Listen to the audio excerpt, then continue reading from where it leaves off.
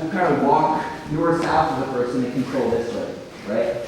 And it's sort of the same principle. I still have my sternum lined up with his sternum, okay? So I'm not too far back, not too far forward, not too far to one side or the other side.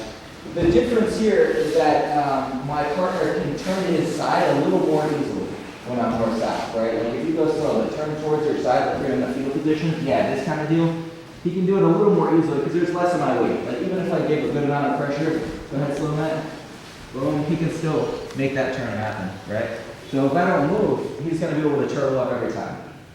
So when I run north-south like this, and again, my hands could be holding the belt, they could be holding the gi, the fabric, the pants, whatever, but we're worried just about our weight distribution. So when I feel my partner start to turn to his right side, this way, I want to move my body, I should say my hips, to the same side he's trying to turn to, okay? Now once I move my hips to this side, I can go back to my knees and back to side control on this side. But ultimately, I want to cut off his ability to turn all the way to his shoulders like this before it happens. Because once he's on his side, it's very difficult to push him back down again. There's other things you can go for, but control-wise, you're a little bit more limited. He's a little more mobile on the side. Okay? If he turns to the other side, right, turns to his left, I'm turning my hips this way. Okay? My legs could be positioned like this, they could be positioned like this. It doesn't really matter. The idea is that my weight is off the ground now and on my partner. So I'm not sitting next to him because he can keep turning, right? Exactly. So I want to make sure that my weight is very much always centered on his chest. And then from there, you can turn back, hold one, hold two.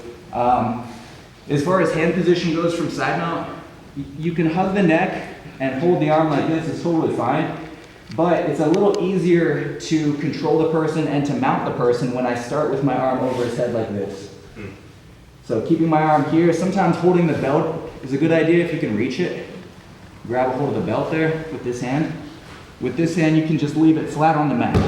And I'm always a little bit reaching south with this hand. I'm not just putting it right next to his hip, I'm always reaching south, which kind of keeps an inward pressure on his outer thigh, right? And then again, distributing my weight so I'm nice and heavy, okay? So if we're in this position again, you move around a little bit, Matt.